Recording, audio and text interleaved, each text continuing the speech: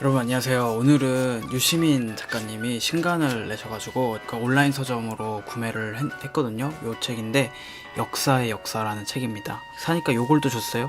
시민 커피라는 거, 에티오피아라는데 요거 한 잔, 마침 아침이라서 모닝 커피 한 잔 하면서 요거 여기 설명서가 있네요. 찍고, 와 냄새 좋다. 물을 3, 4회 나눠서 부어달라고 하네요.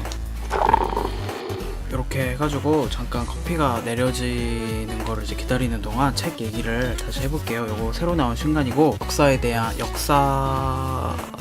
대한 책이죠. 짜집기 형식의 그런 책입니다.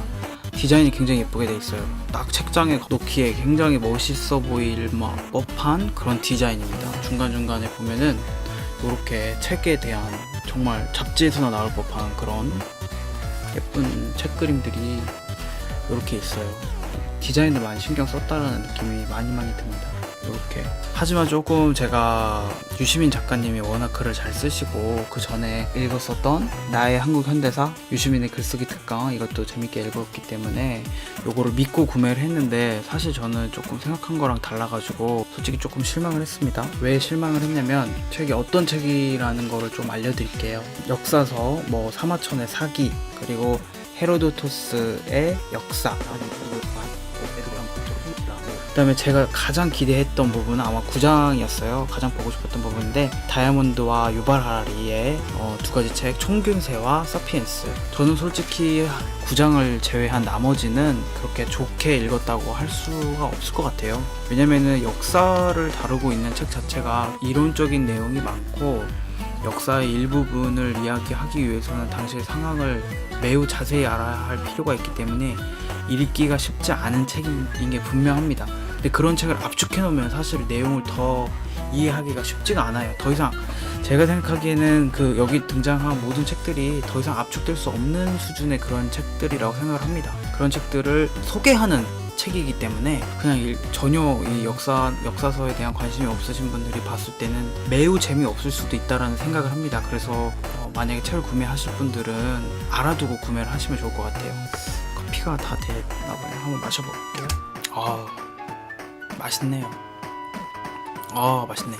그리고 사마천의 사기에서 좀 재밌는 얘기, 그 진시황제 부분을 제가 리뷰로 남겨놓은 게 있습니다. 그거 확인하실 분들, 궁금하신 분들은 대충 그냥 맛보기로만 좀 보셔도 될 것 같아요. 그리고 에드워드 카의 역사란 무엇인가에 대해서도 제가 유시민 님이 좀 추천하셔가지고 제가 봤습니다. 작가님께서 직접 이 책은 어떤 책이다라는 거를 밝혔는데, 그 여행에 좀 이분이 비유를 굉장히 잘 하시잖아요. 여행의 비유를 했어요. 책을, 이 역사서를 직접 읽는 거는 자기가 혼자 계획하고 자유여행하는 거에 해당된다면은, 이 책은 뭐냐면 패키지 여행이라는 비유를 썼습니다.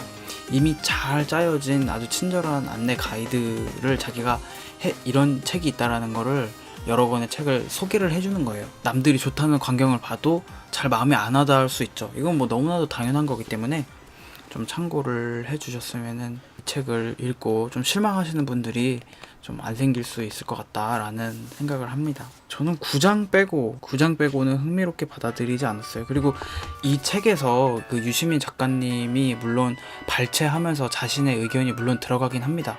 어떤 부분을 발췌하고 어떤 부분이 이 책의 중요한 내용이다라고 생각을 하는 것 자체도 유시민 작가님의 어떻게 보면은 선택이잖아요. 그런 부분이 제가 봤을 때 90% 이상이에요. 이 책에 감상이나 자신의 생각에 대해서 이야기한 거는 제가 봤을 때 10% 미만입니다. 다른 책들에 비해서 상당히 좀 지루하게 느끼실 수 있을 것 같아요. 읽을 때 약간 염려가 되네요. 그래서 저는 중고서점에다가 팔아보려고요. 저는 이 역사서를 읽을 때마다 생각나는 게 뭐냐면은 문명 5 게임 있거든요. 그거 정말 이 역사서를 읽고 나서 플레이 하잖아요. 그러면은 훨씬 재밌어요. 조선의 궁궐에 당도한 것을 환영하오 낯선이여. 역사서를 읽을 때마다 항상 생각나는 그런 게임입니다. 총균세의 결말하고도 문명 5를 할 때에 느끼는 거와 굉장히 비슷해요. 총균세의 결말이 뭐냐면 사실 운빨이라는 거거든요. 자원이라던가 어떤 균이라던가 어떤 활용할 수 있는 그 가축이 어떻게 보면 좀 운빨에 의해서 그 문명에 이득을 가져다 준다라는 이야기를 하고 있는데, 문명 5라는 게임을 하다 보면은 절실히 느껴요. 내가 아무리 좋은 선택을 하더라도 처음 스타팅 포인트를 잘못 선택을 하면은 고생을 많이 합니다. 초반에는 금이라던가 말이라던가 주변에 이런 자원이 있으면 쉽게 발전을 할 수가 있어요.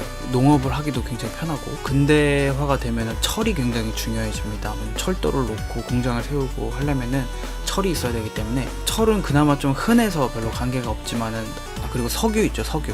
네, 석유 없으면은 망했다고 보시면 됩니다. 역사에 관련된 책을 읽는 것도 굉장히 중요하지만은, 사실 역사를 시뮬레이션 해보기는 굉장히 어려운 거잖아요. 이게 불가역적인 거기 때문에 같이 문명이라는 게임을 해보면서 여유가 되시는 분들, 게임에 좀 익숙하신 분들은 문명이라는 게임을 같이 해보면서 이런 책을 읽으면 재밌겠다라는 생각을 많이 했어요. 제가 사피엔스를 읽으면서도 너무나도 그 문명이 하고 싶었고, 그 사마천의 사기를 읽으면서도 너무나도 문명이 하고 싶었는데, 요즘에 시간이 이렇게 여유가. 네, 오늘 리뷰는 사실 이 책에 대해서, 내용에 대해서 이렇게 하나씩 짚고 넘어가기가 굉장히 어려운 책이에요. 시청해주셔서 감사하고, 다음에 또 다른 책 리뷰로 찾아오겠습니다. 시청해주셔서 감사합니다.